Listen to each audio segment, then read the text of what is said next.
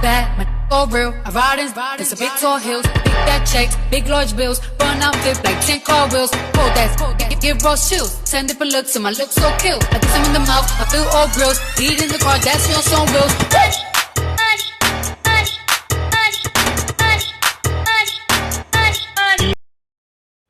Hey dolls, and welcome back to my channel. 10 weeks. 10 weeks post-op. And I am actually, where are we again? South Carolina, right? She says she have no idea. I'm in South Carolina. Be right back. I'm gonna go by the water and talk to y'all. You go. I see you. Yeah. Look how beautiful this is, y'all. So I am going to talk to you guys today about some topics that I've been getting a lot of questions about. And I'm 10 weeks, so I'm going to talk to you about how I'm feeling right now or whatnot. But look at this. Like I said before, I went on a road trip. So I'm here in West Point Resort in Augusta, South Carolina. And we're here for a car show, but I figured I could take this time. If y'all see me doing all this and that, it's bugs. I figured I could take this time to talk to you all because it's been 2 weeks and just catch you up on what I've been doing. Okay, so I have been kind of MIA because I am trying to get my real estate license. So I've been in a 2-week class and studying and trying to do that. But since I have this time, I figured I would dedicate that to you guys. And if you are on my Instagram, you can still see what I've been doing throughout my journey. And I know I haven't been here, but if you're on my Instagram, then you aren't behind. And if you aren't following me on Instagram, my Instagram is touched by Medina _VSG doll. There I share daily, so you don't have to wait for me to post weekly. You can check me out daily there. I post my results, whatever I got going on, whatever products I'm using and whatnot, there every day. Also, if you aren't subscribed to my channel, make sure you take some time right now, and in that small corner you'll see my subscribe box, and you go ahead and click on that and subscribe to my channel. I am going to be doing a giveaway soon, and I have a lot of things that I'm working on, so you dolls will be able to see that soon. So make sure you subscribe so you don't miss a thing. And today I guess I'm just going to talk about how I'm feeling at 10 weeks post-op. I'm going to say everything seems to be about the same. Swelling, it calmed down and then it started back up again. And if I'm looking around, y'all, it's because it's beautiful. Let me show y'all.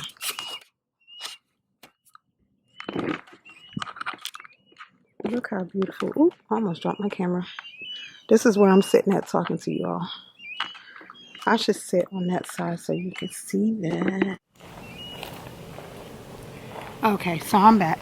But anyway, I'm 10 weeks post-op, and as you can see, today I'm being grown. I don't have a faja on, and I'm just wearing these biker shorts and this bodysuit, sitting by the water. I had my faja on all week because I had experienced a whole bunch of swelling, so I figure I can get a break today, and hopefully I will be able to tell you all how that worked out. I started waist training, but it was not covering my entire fupa area, and my back experienced a lot of swelling, so I stopped that and got back into my faja so that I can control that swelling. I'm starting to drink more water because I noticed that I have not been drinking enough water, and that is a big problem with trying to recover. So what else can I think of? Everything seems to be the same at 10 weeks. I'm just waiting to see what 3 months is going to be like, because everybody says that's when everything kind of goes back to normal.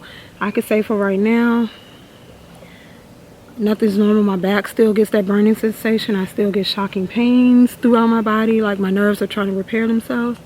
But for the most part, I am okay. I don't have to take any pain meds anymore. I stopped sleeping in my avocado. I actually sleep in the bed now, as long as I'm elevated. I use that pillow that I showed you guys. I'm using that daily. so that my back doesn't hurt. But other than that, everything at 10 weeks is still about the same. Okay, don't let nobody tell you different. All right, so the topic that I am going to cover today is how I feel about Airbnbs versus staying at a recovery house in Dominican Republic. I told you guys that I had a very sensitive topic that I wanted to share with you all with my husband, because he was there with me when it happened, but he is always too busy. And I'm gonna reposition myself because I'm hot, but I'm a scary cat, so I thought something would try to bite me. Hold on, I gotta reposition myself so I can talk to y'all real quick. Okay y'all, so I'm sorry, it's too hot by the water. Now I can't even tell if y'all can see me good or not, but if you can't, sorry poo-poo. But I'm gonna go find a chair where I can sit at so I can talk to y'all real quick before my camera cuts off, because when it gets too hot, she cuts off. Okay, but I'll still be by the water. See, I'm gonna sit in this chair.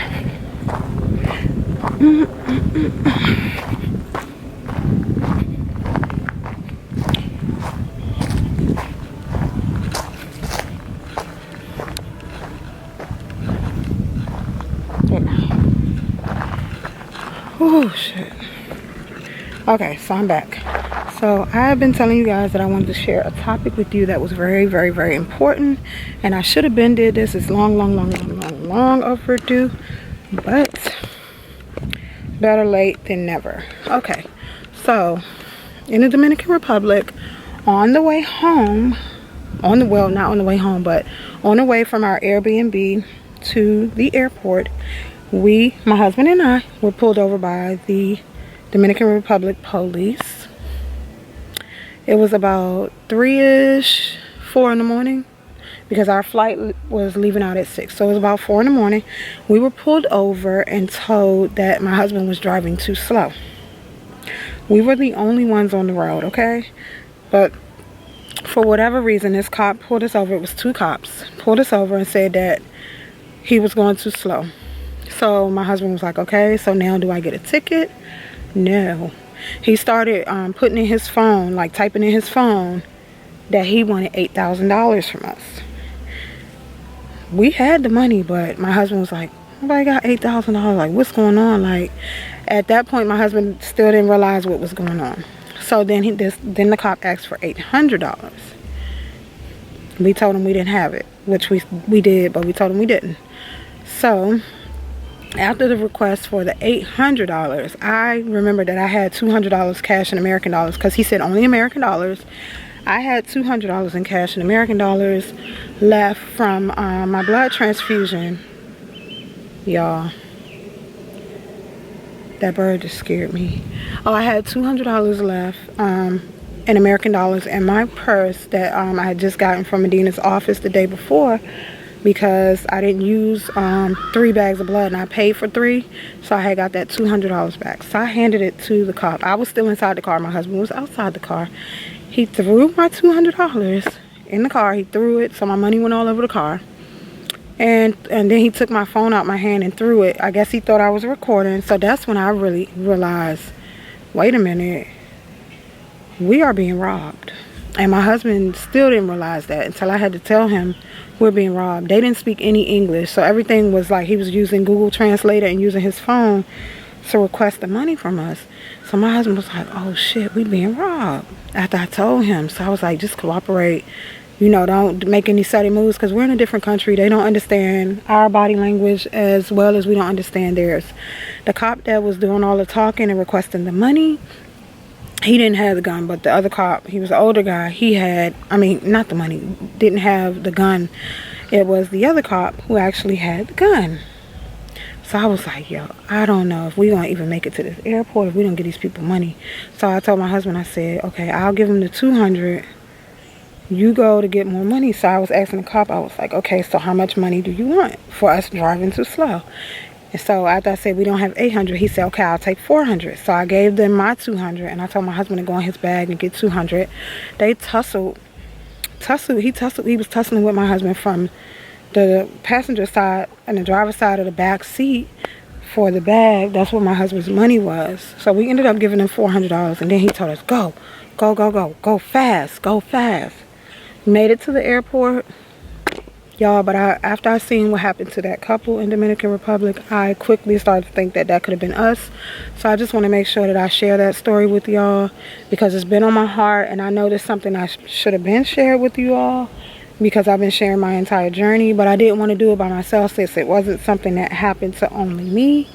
I still like think about it and can see everything vividly, like it just happened. So I want y'all to be very careful. Even if you get a driver, be very careful. If you feel like y'all, it's something in the water. It's big. It's coming over here. Shit.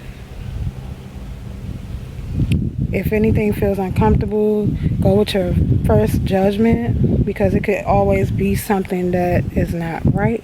I want to make sure y'all know to get your safe. I didn't get a safe because at the time I was trying to order it, it was too, whatever that big thing is coming over. You want to be extra careful. So the safe that I was supposed to order from Amazon, I'm going to put it down in the link so y'all can make sure y'all get one of those safe boxes and a lock to put all your valuables in, to make sure that you have that covered. But also be very careful. My opinion on staying in an Airbnb versus a recovery house is going to be my very honest opinion. I feel like staying in the Airbnb was comfortable for me because I'm not a sociable person, and I especially when I'm healing and something like that so major is going on, I feel like I needed to be by myself, and because my husband was there, I feel like I would be okay. But after a couple days, that person that's taking care of you, your loved one, they're gonna get tired, and then they're gonna get to the point where they feel like they don't know what they're doing, and that you actually need a nurse. I did have a nurse. But recovering from this type of major surgery was more than just a couple of hour thing. You need somebody there to help you get up, go pee, put your faja on, eat, sleep, get comfortable in the bed, take your medicine. It was a lot for my husband. So I feel like, oh, y'all, look. Look, y'all.